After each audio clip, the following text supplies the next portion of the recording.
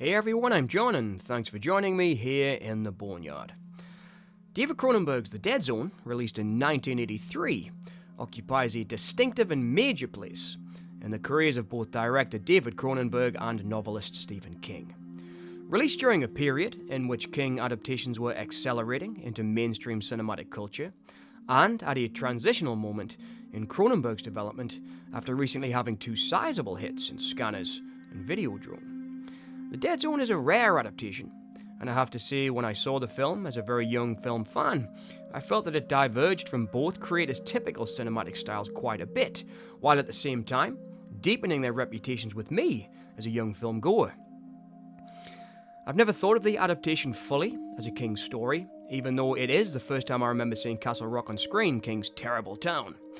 And because the story deviates quite a bit from the source novel, mostly cutting out secondary characters' development and quite a bit of gore, but that is of course forgivable, as any book-to-film adaptation has to drop huge amounts of character and story, and of course the meaning of the film's title, The Dead Zone, is explained quite a bit differently in the film versus novel. But at the same time, I've never fully thought of it as essentially a Cronenberg film either. Even though its themes and story are similar to Scanners, in that it is a film about an outsider with a hidden ability to influence the world. I've always thought of it more as a hybrid film of writer and director, and that is one of the major elements that I believe has contributed to its long-term cult status. It has great significance in King's literary and cinematic presence in the early 1980s and the films that fans and content creators in the horror world now seem to discuss on a daily basis. The movies that Dino De Laurentiis would release using King's fame, such as one of my favourite movies, Firestarter, followed by Cat's Eye, Silver Bullet, and of course the one that divides King fans the most, Maximum Overdrive, which is a movie I love and party with on a regular basis for nostalgic reasons because I grew up watching that movie on VHS. But it's one film that King doesn't like himself, as he can't even remember directing most of the film due to his addictions to alcohol and drugs at that time in his life. But that aside, after Carrie, Salem's Lot and The Shining, The Dead Zone was really the beginning of King adaptations that were going to be a constant stream of entertainment for horror fans for the foreseeable future. I'm gonna scare the hell out of you. And that's a promise.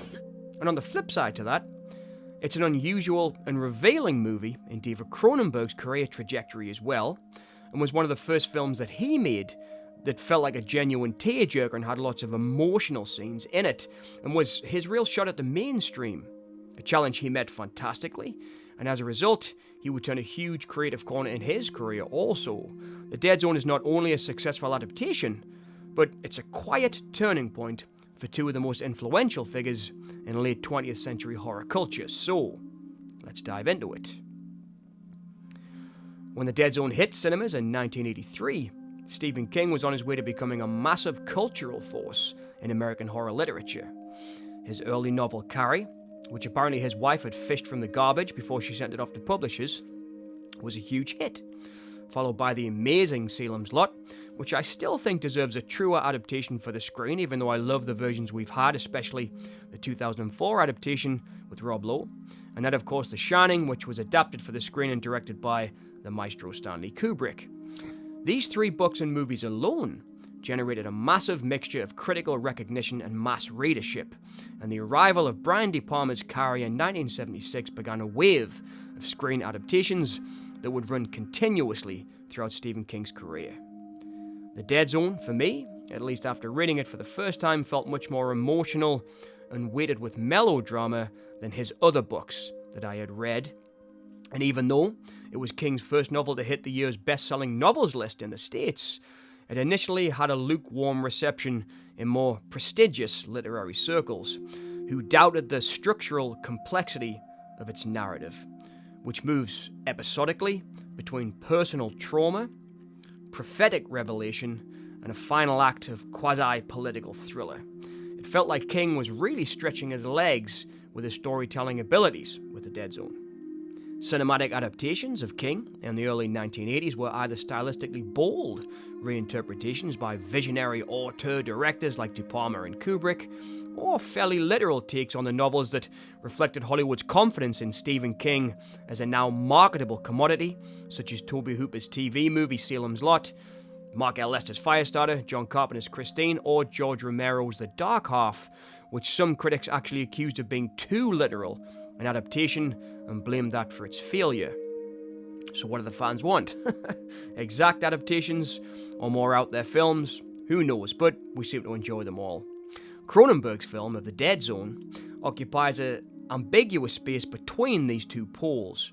On one hand, screenwriter Jeffrey Boehm radically restructured the novel's episodic nature, foregrounding the emotional arc of Johnny Smith, and writing a character that an audience can relate to, which is something I'll come back to later to discuss my personal relationship with the story.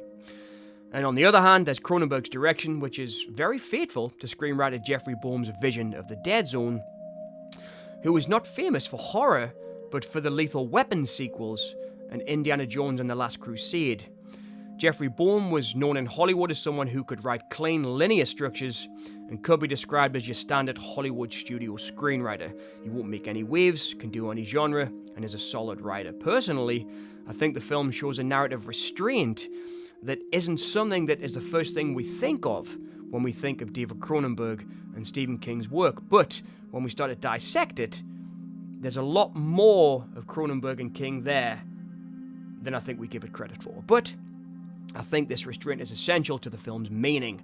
Rather than amplifying King's supernatural spectacle of ghosts, and it is suggested in the novel that Johnny's spirit lives on after his death, and King's other musings about what lies beyond and the dark spots of Johnny's psyche in the dead zone of his physical brain, that is, in the novel, an inactive part of his brain because of the head trauma that he had during the car crash.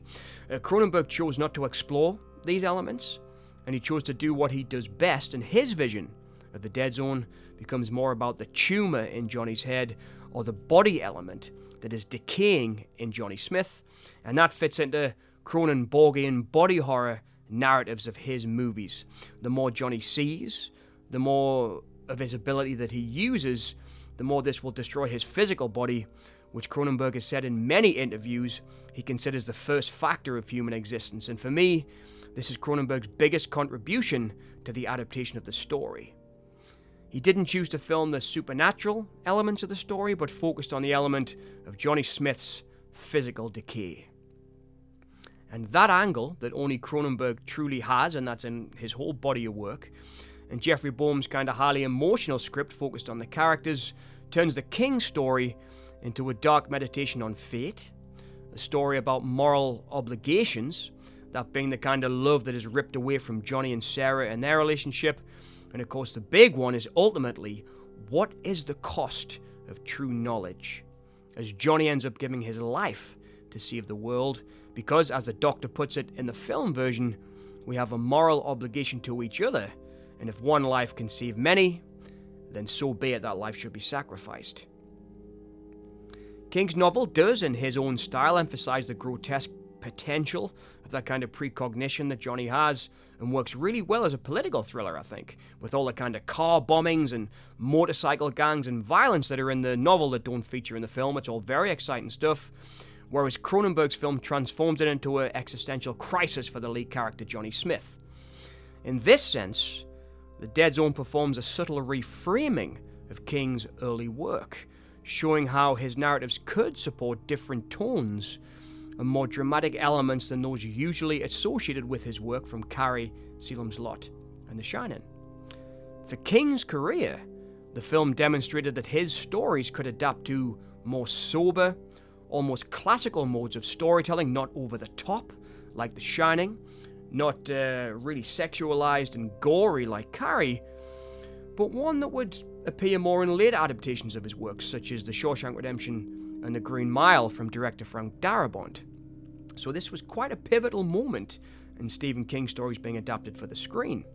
Watching the film now as an adult, years after seeing it as a kid, and thinking of it as an overly dramatic King adaptation that didn't have the usual gore and gut punches of Cronenberg's earlier work, today, I now relate to it in a completely different way and see it as a movie about loss, Also a movie about rehabilitation of the physical body and the soul, and also soul searching. It's a very powerful movie when watched with a sober, more mature life behind you, and I've come to relate to this movie in a very emotional way, which I'll get into now. So for example, there's a moment in the movie when Sarah comes to see Johnny and they make love after years of being denied one another. I think it's 6 years since the crash and Johnny's coma.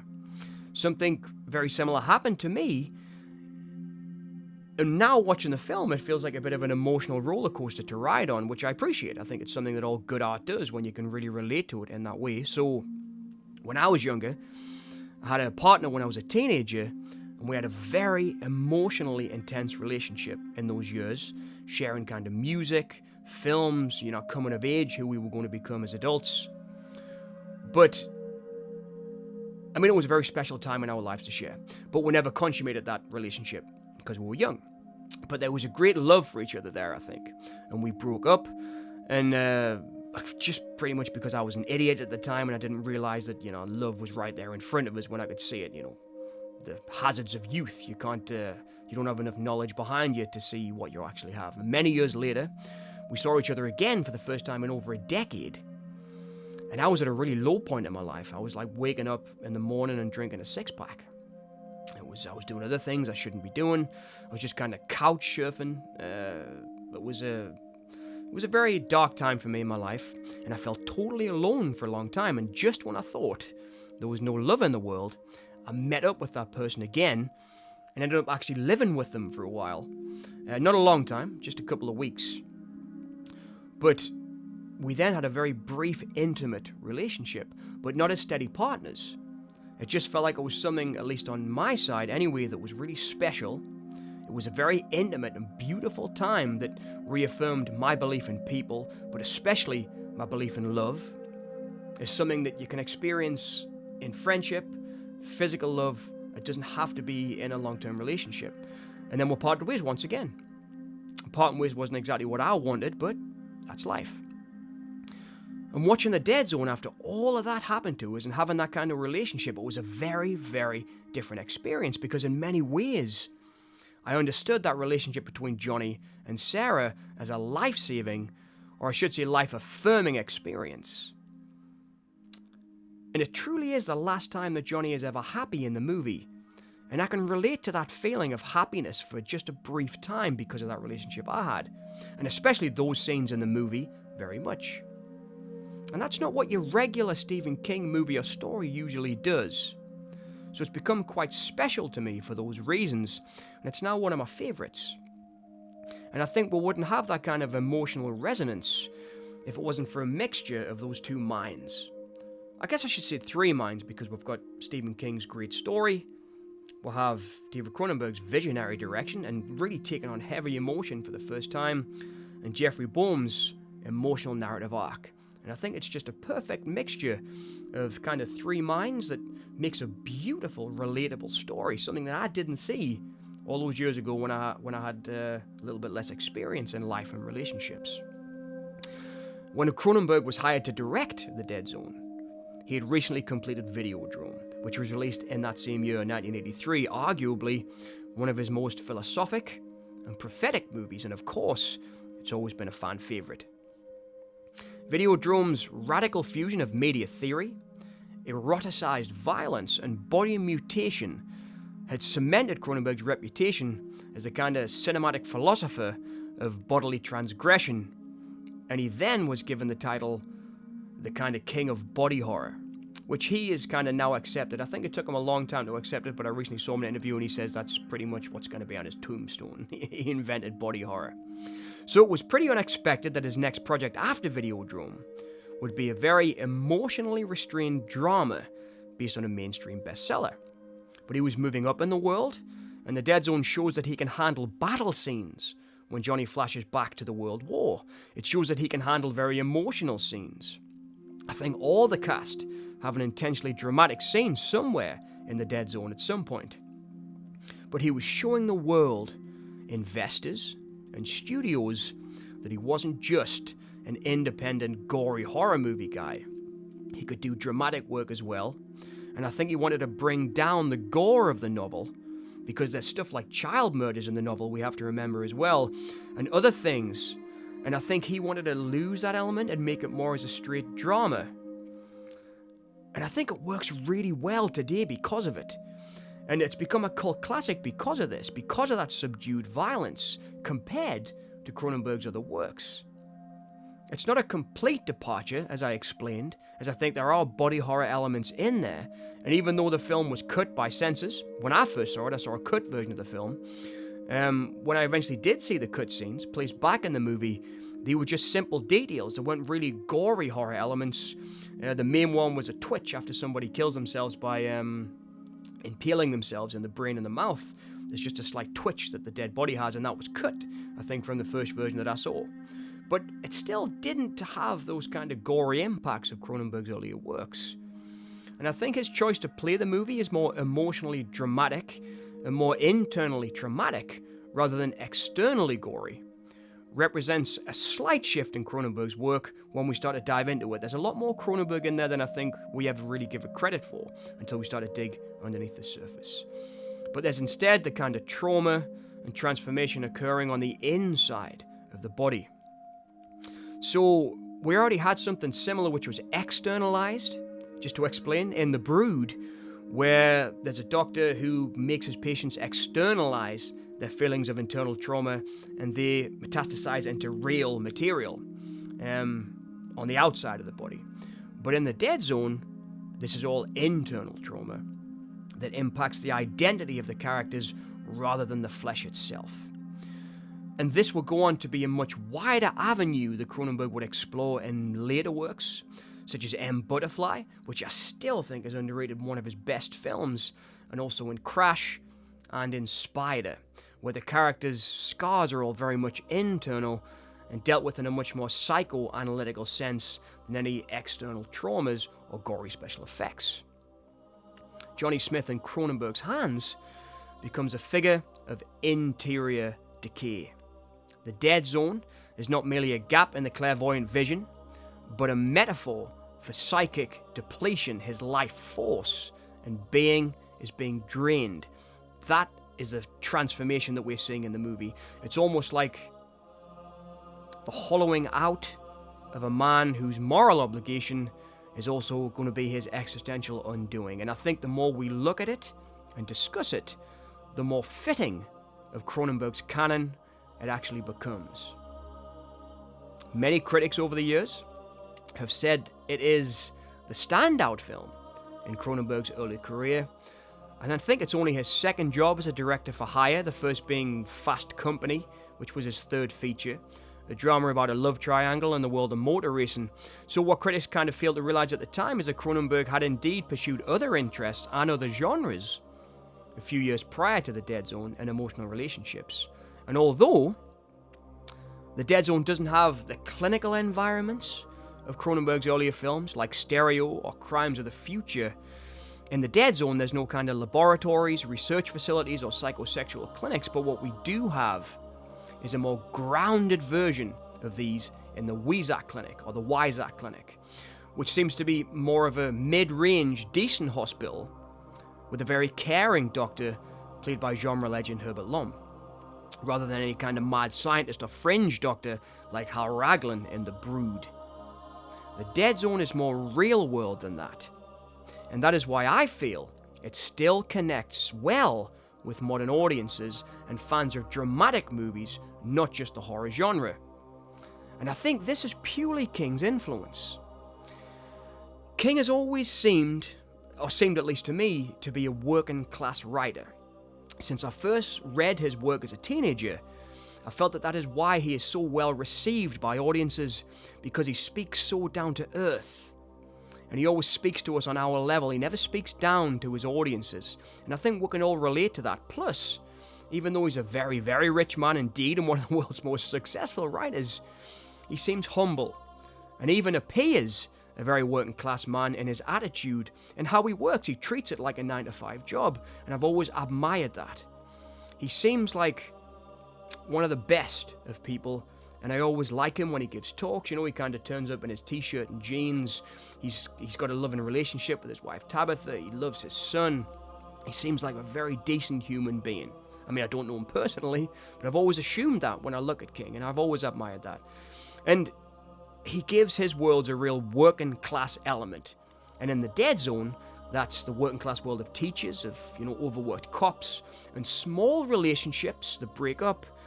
And I think that mixes perfectly with Cronenberg's more artistic side and world of more high concept style, shall we say. And I think in the Dead Zone, his kind of high concept artistic vision and director's vision as an auteur mixes really well with Stephen King's kind of real world politics and real world people. And that is also reflected in the characters in the Dead Zone. They're all working class people. For example, we have a very real world, overworked and downbeaten sheriff in the Dead Zone, who even in the movie's faster paced moments and scenes of violence, like when a shootout occurs, he doesn't lose his cool, but it doesn't feel like it's because he's really professional. It feels like he takes it very matter-of-factly because he's just got nothing left to give. It is a great performance from Tom Skerritt in this role. It reminds us of the role that Paul Sorvino plays in Cruising, just so world-weary, and he plays it like he's so tired and just willing to do anything to catch this killer. And even when he has a moment of triumph, when he catches the killer, I think it pulls a little bit more out of his soul because he realizes that it's Dodd, it's his friend who's the murderer. He's been deceived all this time, and I think it just pulls a little bit more of his belief in humanity away from him, and you can really see that in Tom Skerritt's performance, I think. I really like his performance in this, and that makes it all the more awful when I read King's later work, Cujo, where unfortunately the character of the sheriff that I'd come to love in the Dead Zone meets a very gory ending to his life in Cujo. You obviously take your hands into your own life every day when you're a law enforcement officer in Castle Rock.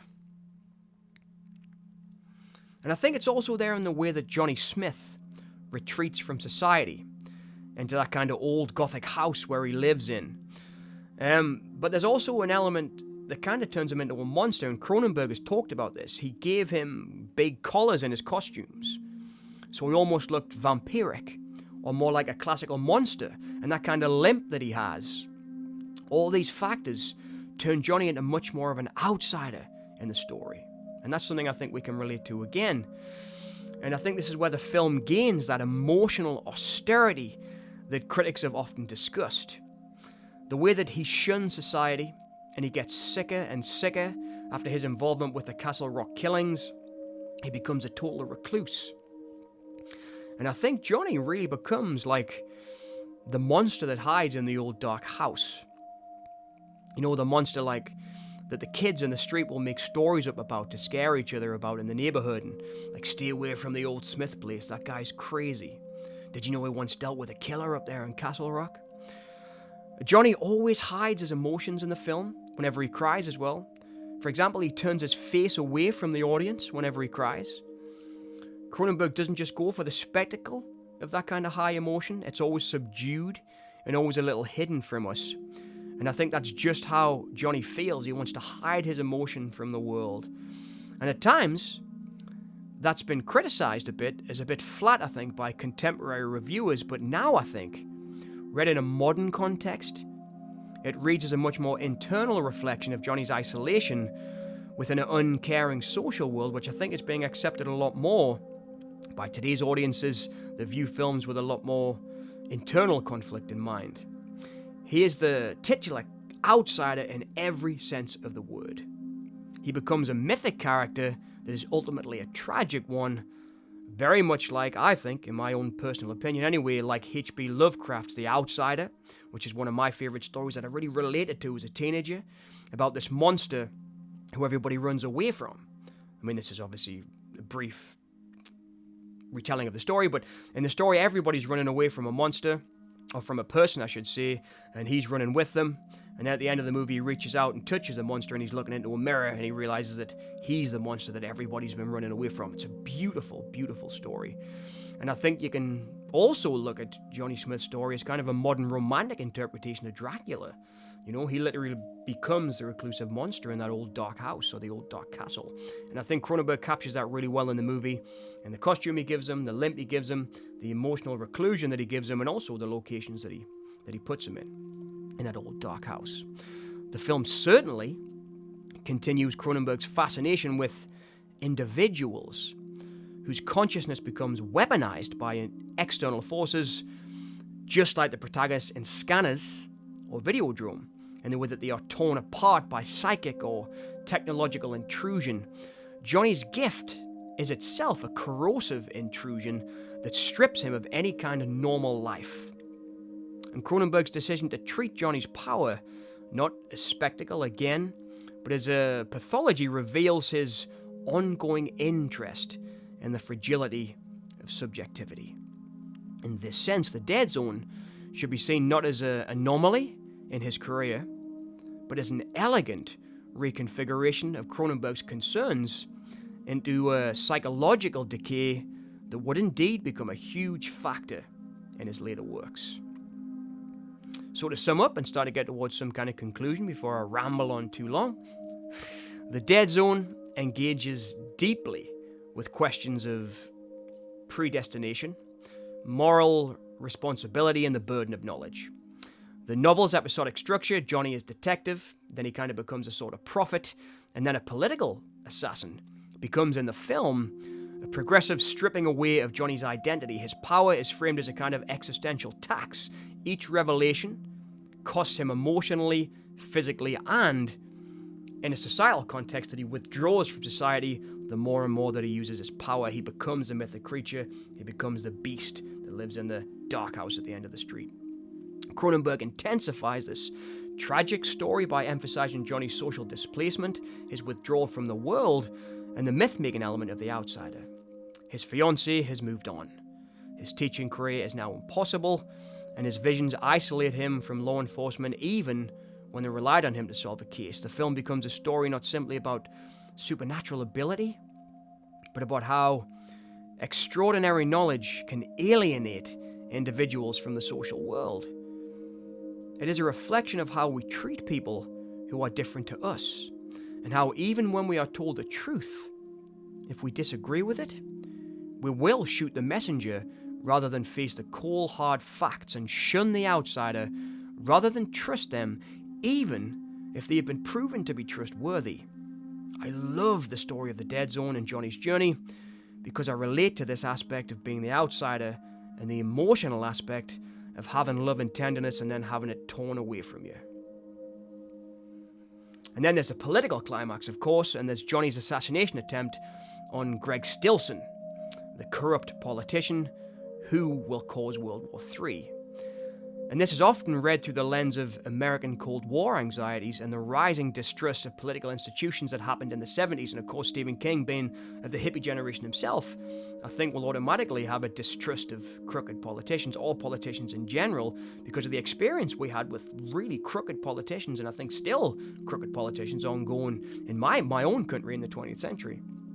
Stilson's willingness to provoke this nuclear war situates the film within the paranoid tradition of political thrillers such as The Manchurian Candidate, Failsafe, the Alan J. Pakula movies like The Parallax View and All the President's Men. And I think that must have definitely influenced King when he wrote the story. But Cronenberg frames Johnny's act not as kind of an act of vigilante justice, but as a tragic necessity, reinforcing the notion that you have to act, agency. But within the inevitable tragic logic of the film, this becomes indistinguishable from sacrifice, both personal and physically. Ultimately, it is the story of the man who would not shake hands, because we would shun him because of what he might tell us about ourselves. And Johnny becomes a bedtime story, he becomes a myth, because he's what we're afraid of. He is the mirror that we hold up to society and ask, how do we judge ourselves? We judge ourselves on the way we treat others. And the Dead Zone occupies a unique position in the career of Stephen King because a major literary figure was kind of born in filmic circles after the success of The Dead Zone after The Shining and its now cult status, and David Cronenberg's evolution is marked by this film into a critically revered filmmaker whose involvement with The Dead Zone would ultimately lead to his biggest film to date, The Fly, as it showed Hollywood he wasn't just that gory horror guy. The film's structure, emotional restraint, and philosophical undercurrents mark it as a departure from the usual expectations associated with both King and Cronenberg, yet within this departure lies its elegance, and I think also its significance as a cult classic. The Dead Zone is talked about now a lot by Cronenberg and King fans, and of course, in horror fandom they're discussed all the time in places like here in the Boneyard.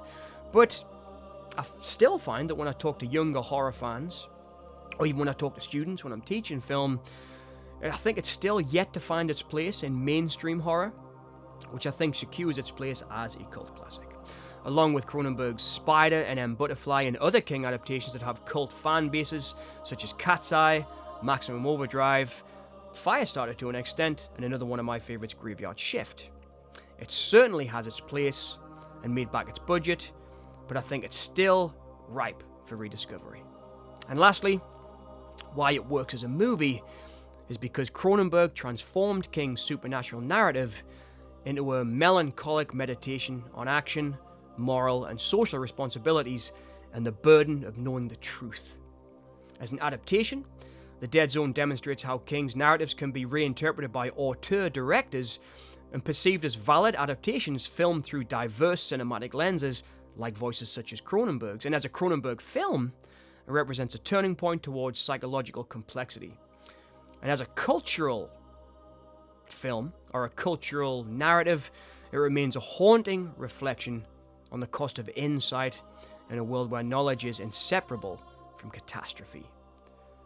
Its quiet power and emotional depth ensure its continuing relevance, and I think it will continue to be rediscovered by new audiences, and I think it definitely has a place as one of the most compelling hybrid works from two great auteurs of cinema now, I guess, in King and Cronenberg, and I think it's a great work of modern horror.